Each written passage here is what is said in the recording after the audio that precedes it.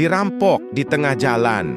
Tapi anak kecil ini malah jujur menyerahkan seluruh hartanya. Sejak kecil, Syekh Abdul Qadir Al-Jailani dikenal sebagai anak yang sangat jujur dan taat kepada ibunya.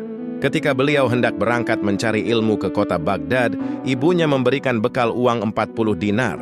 Agar aman, uang itu dijahit rapi di dalam lipatan bajunya.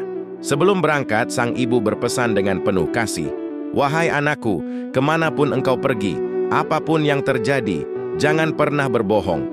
Peganglah kejujuran seumur hidupmu." Abdul Qadir kecil pun menjawab dengan tegas, "Aku berjanji ibu, anakku akan pernah berdusta." Beliau berangkat bersama rombongan para pedagang menuju Baghdad.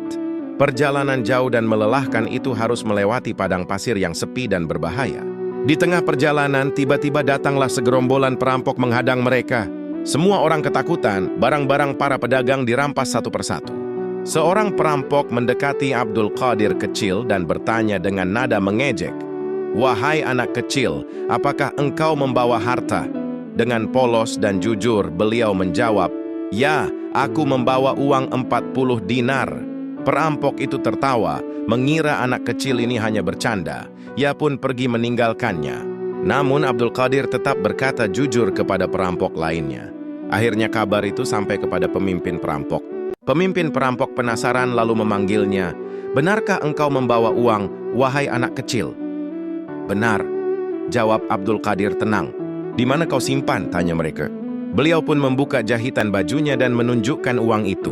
Para perampok terkejut. Pemimpin mereka bertanya keheranan, "Mengapa engkau jujur? Padahal kalau engkau diam kami tidak akan tahu." Abdul Qadir kecil menjawab dengan kalimat yang mengguncang hati mereka, "Aku telah berjanji kepada ibuku untuk tidak pernah berbohong.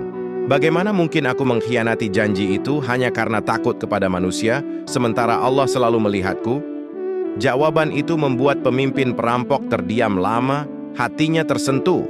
Seorang anak kecil saja begitu takut berdusta kepada Allah, sementara mereka selama ini hidup dari merampok dan menzalimi orang. Air mata mulai menetes dari mata pemimpin perampok itu.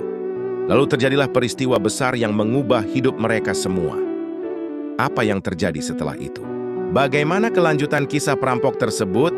Mengapa kejujuran seorang anak kecil mampu mengubah hati para penjahat? Lanjutkan kisah lengkapnya di video panjangnya hanya di channel ini. Jangan lupa subscribe, like, dan komen agar semakin banyak kisah teladan para ulama yang bisa menginspirasi kita semua.